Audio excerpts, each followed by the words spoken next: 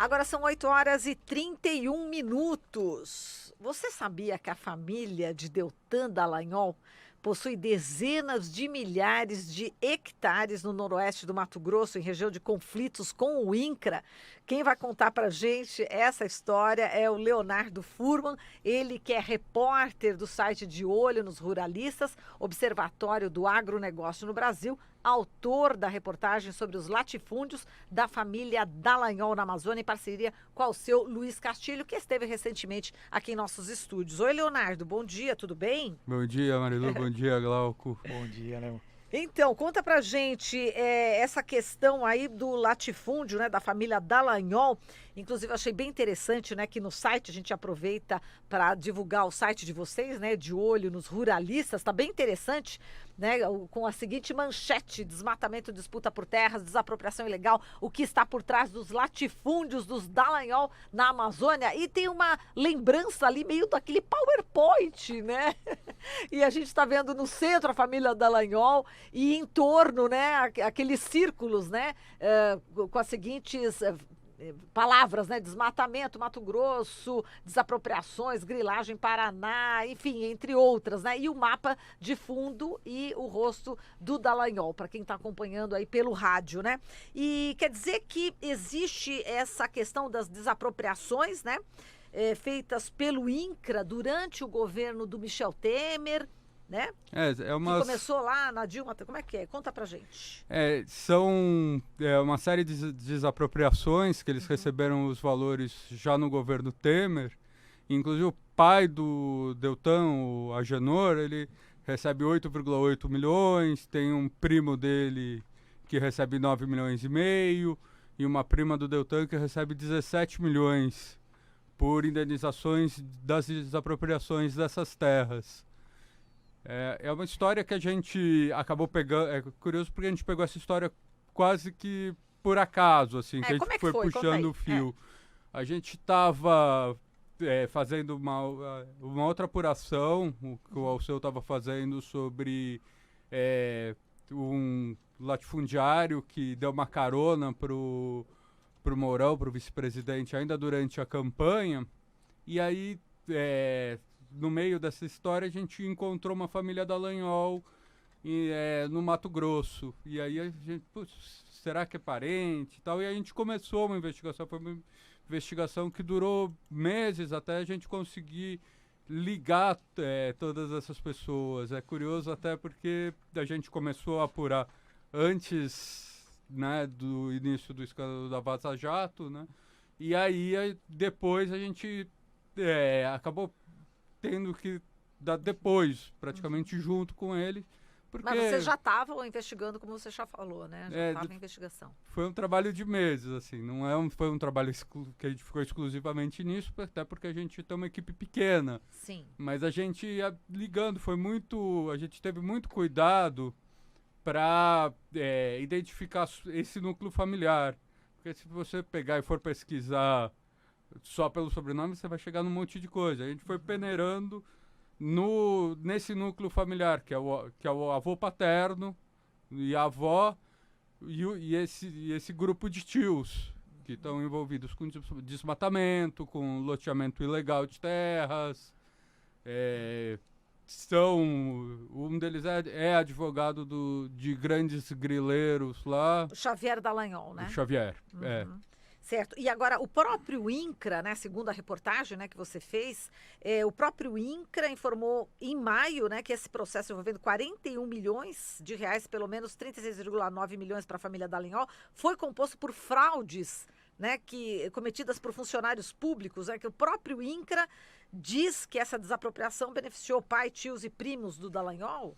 A gente encontrou esse documento mostrando que a abertura de procedimento, né, por indícios de corrupção, suspensão de pagamentos, a gente não sabe porque o INCRA, na política de falta de transparência desse governo, não quis nos atender. A gente mandou uma série de perguntas, assim, não foi uma provocação, mas a gente mandou 13 perguntas para eles, né, mas eles não responderam nenhuma. Que o atual coordenador centraliza as coisas e tal, e ele não quis me responder.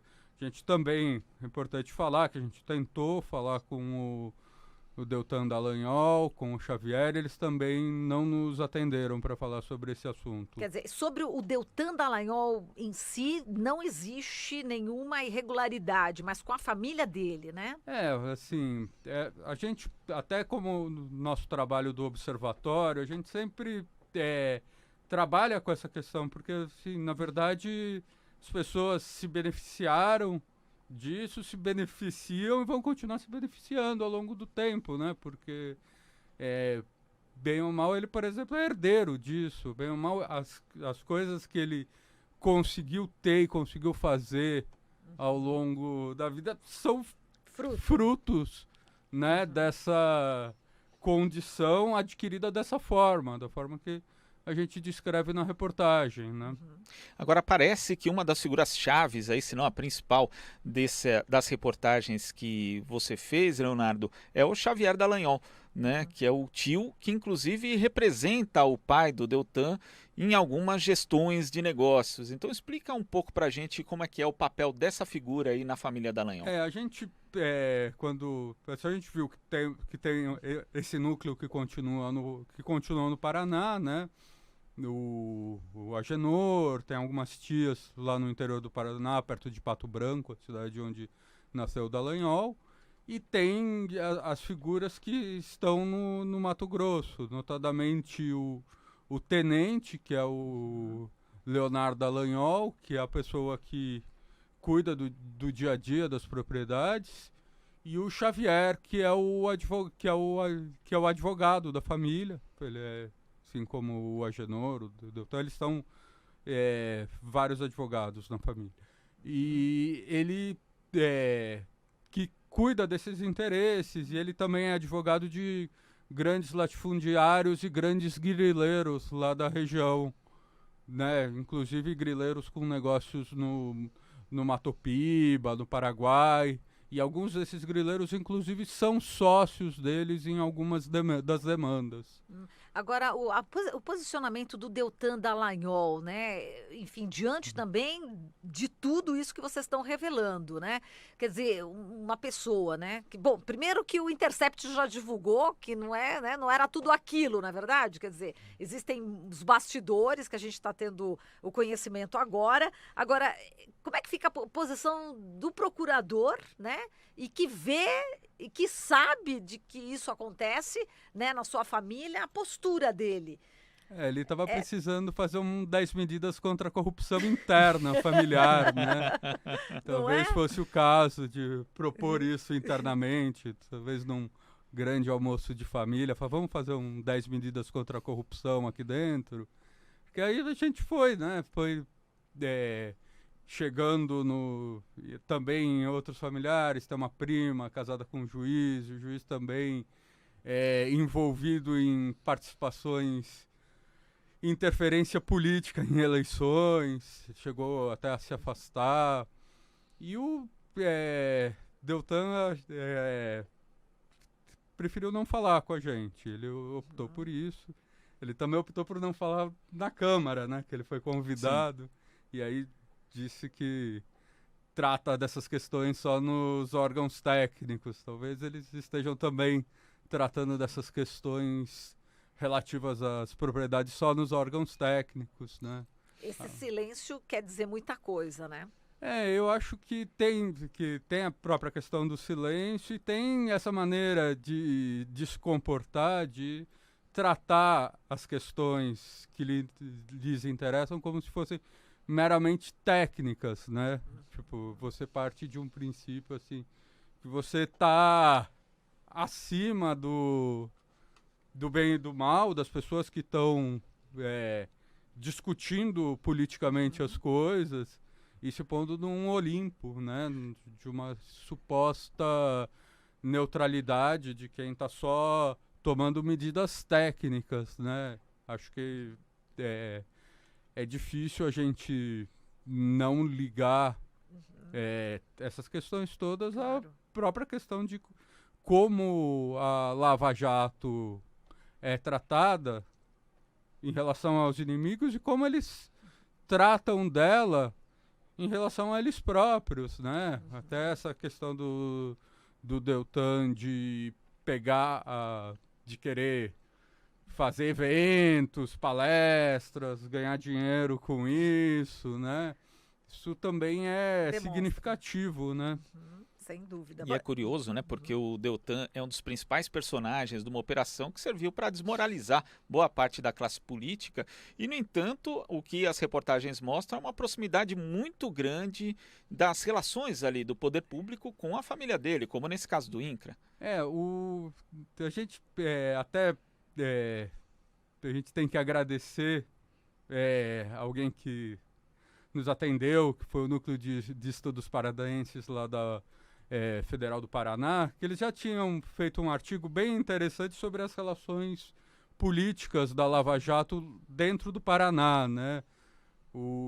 E agora a gente acrescentou esse outro ponto, né? Que é essas relações políticas e econômicas lá no Mato Grosso também. E é curioso até mais uma ligação entre Vaza Jato e as nossas apurações, que é aquele tio, o dono da Políndia, o Eduardo Carlos, conhecido como Zucchi lá no Paraná, que é com quem ele estava propondo aquele negócio das palestras, que também é um dos proprietários dessas terras, né? Olha só, e você tinha falado da prima dele, né, que foi beneficiada, e ela é uma das maiores beneficiadas por recursos agrários no país? Em 2016 ela estava na lista dos 10 mais. Nossa. Então a gente vê também.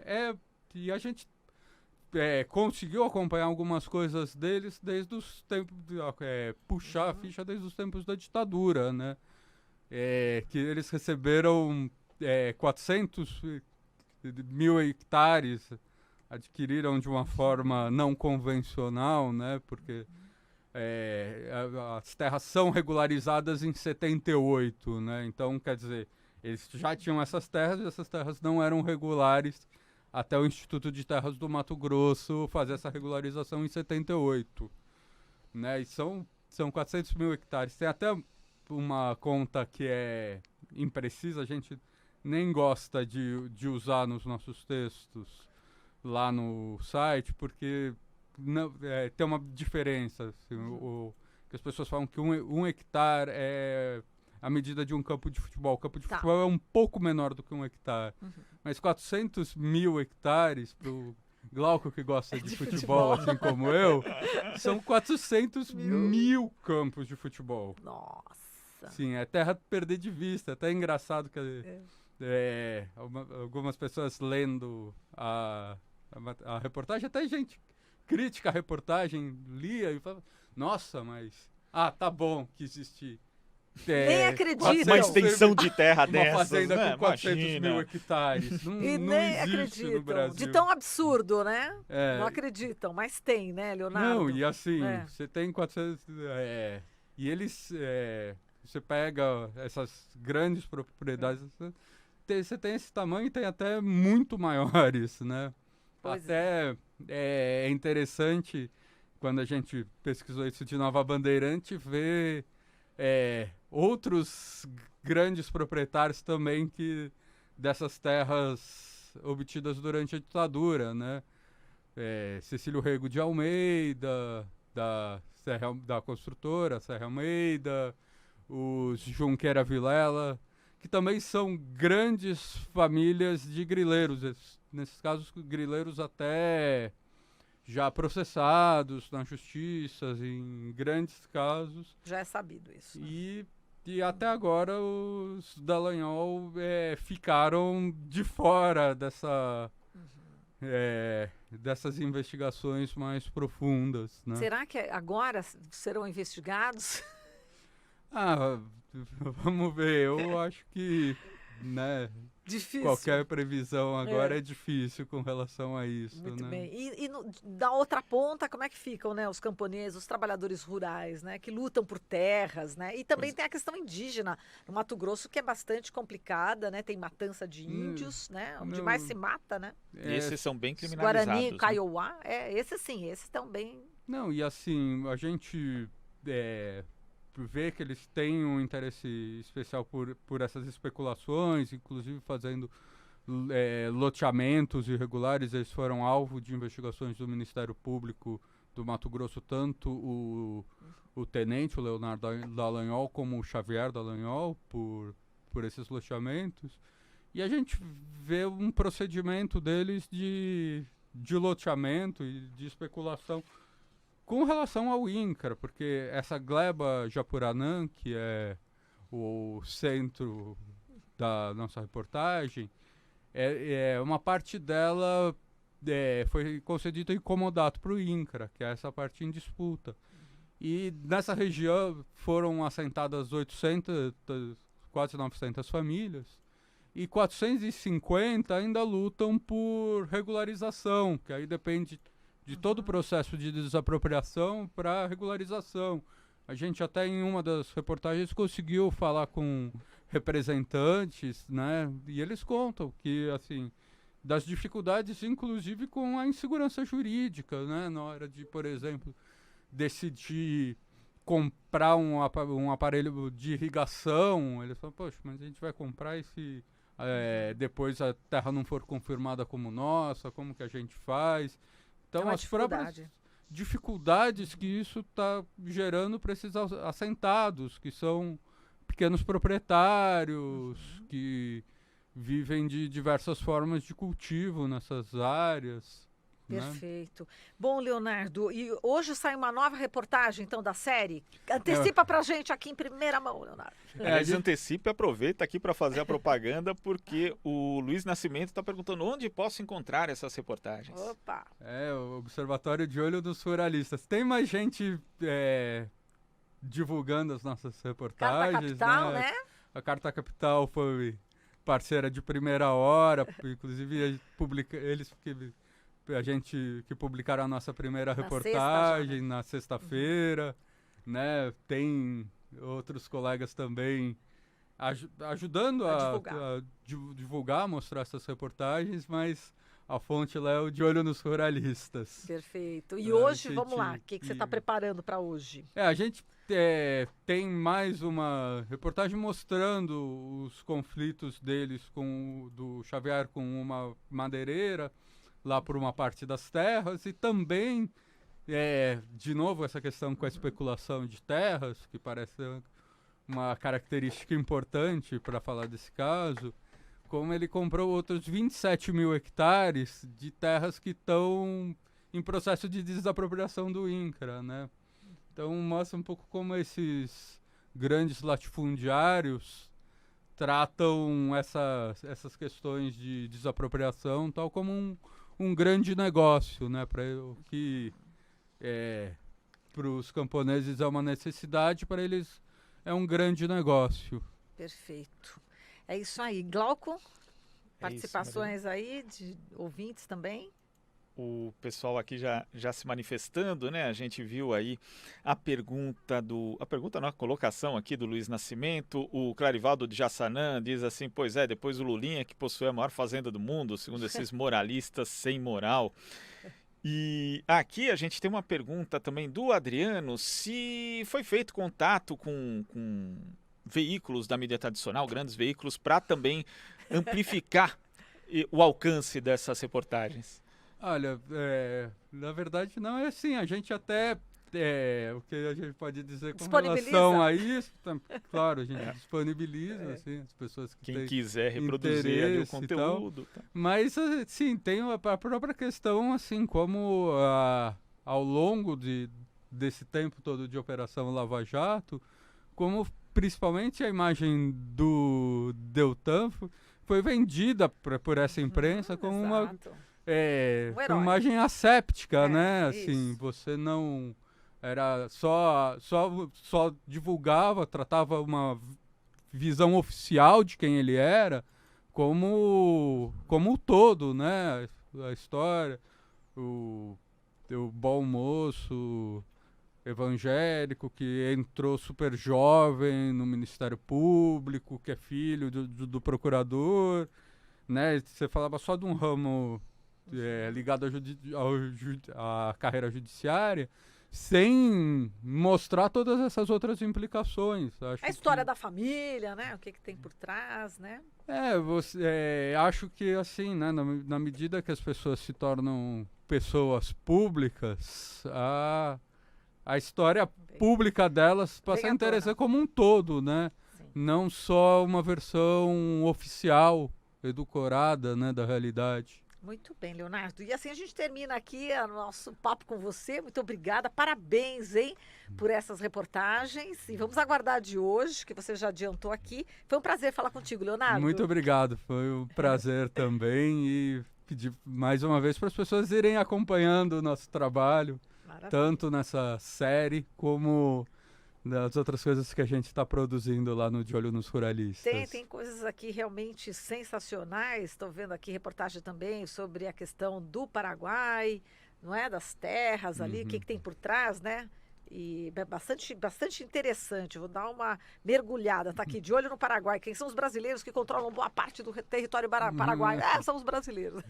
E não são aquela imagem que tentam vender dos brasiguaios, não. de pequenos produtores, são grandes latifundiários também. Isso aí.